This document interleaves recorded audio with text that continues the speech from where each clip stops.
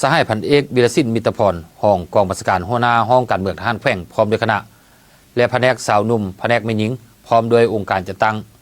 มหาชนสาวหนุ่มและแม่หญิงของห้องการเมืองทหารแขวงได้นำเอากระตาของค่อนเข้าอวยพรห้องการเมืองกองบัญชาการป้องกันความสงบในโอกาสบันสร้างทางกำลังป้องกันความสงบครบรอบ63 ปีโดยมีสหายพันเอกอ่อนจันทร์วิไลจิตห้องกองบัญชาการ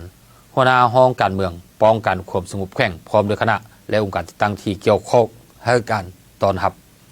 สหายหัวหน้าห้องการเมืองทหารแขวงได้ต่างหน้ากล่าวแสดงความยกย่องสมเสยต่อผลงานและศาสนะที่คณะพักคณะบัญชาก็คือนายและพลตำรวจยามบ่ได้ระยะผ่านมาพร้อมทั้งมอบกระต่างของคนและกล่าวอวยพรใส่อันประเสริฐมาอย่างสหายหัวหน้าห้องการเมืองกองบัญชาการป้องกันความสงบแขวงพร้อมด้วยคณะพักคณะบัญชาและพนักงานนักรบ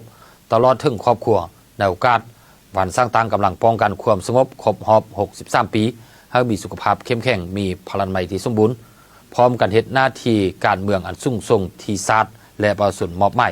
อวยพรให้ครั้งนี้เป็นการหัดแน่นความสามัคคีไมตรีจิตมิตรภาพและเป็นการเยี่ยมยามท่ามข่าวบรรดากลุ่มกอง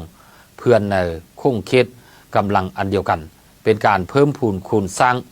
อันดีงามที่เคยสืบทอดกันมาตั้งแต่โดนนานเฮ็ดให้แน่นแฟนขึ้นกับเขาตลอดระยะที่ผ่านมาซ่องกลุ่มกองได้มีการพัวพันประสานงานในเวียกงานวิสาเฉพาะห่วมเคียงบาเคียงไล่ต้านและสกัดกั้นความบ่สงบนอกนี้ยังได้มีการประสานพัวพันกับเวียกงานพรรคเวียกงานการเมืองอย่างเนืองเรียนติดเซิงมาฮอดปัจจุบันครอบเขตอยู่ภายในแขวงแมนมีความริมห้อยมีความสงบสังคมและการทางด้านการเมืองก็มีความสงบปลอดภัยซ่องกำลังพกอาวุธเป็นกำลังหลังแรงที่จงรักภักดีต่อชาติต่อประชาชนลาวบรรดาเผ่าเป็นกำลังที่สำคัญ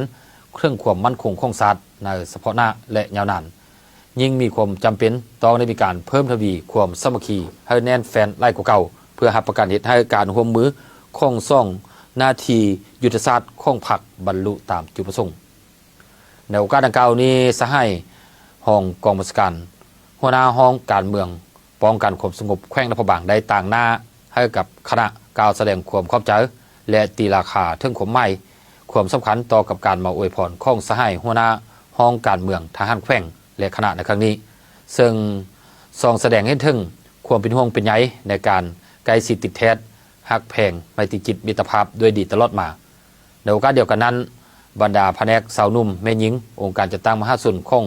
ห้องการเมืองทหารแขวงก็ได้มอบกระตาของคนอวยพรคณะสาวนุ่มแม่หญิงป้องกันความสงบแขวงตื่นอีก